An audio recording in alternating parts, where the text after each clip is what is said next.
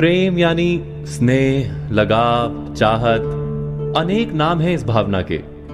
हम सब किसी ना किसी से प्रेम करते हैं। माता पिता से, प्रेयसी से या पत्नी से, संतानों से, परिवार या मित्रों से। माता पिता से हमें सुरक्षा प्राप्त होती है, पत्नी या प्रेयसी से आधार प्राप्त होता है, संतानों से अभिमान और परिवार तथा मित्रों से संतोष मिलता है। अर्थात जीवन में सारे सुखों का अनुभव हमें प्रेम से ही प्राप्त होता है। और फिर भी वही प्रेम का संबंध सदा दुख का कारण बन जाता है। ऐसा क्यों होता है?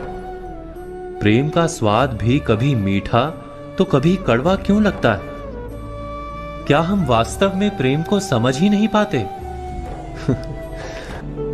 इसे समझने के लिए हमें स्मरण करना होगा प्रेम या चाहत के अनुभव का। क्या विचार चलते हैं हमारे मन में जब हम किसी से प्रेम करते हैं?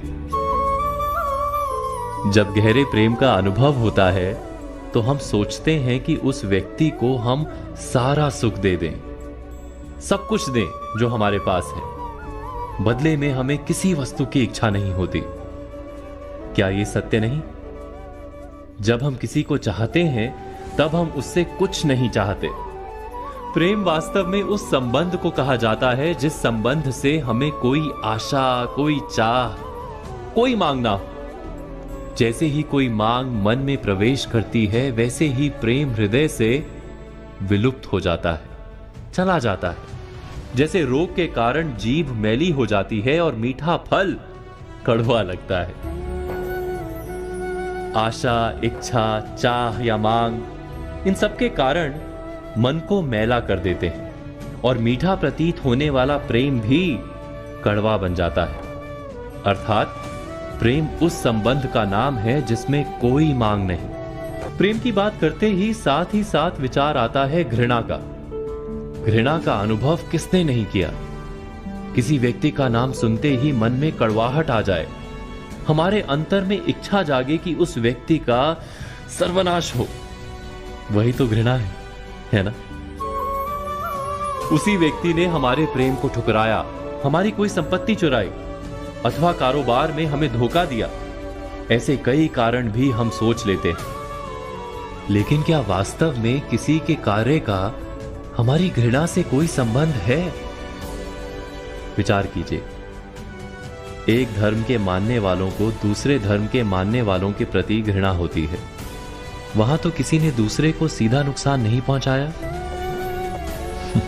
हमारे मन में किसी के लिए घृणा क्यों जन्म लेती है?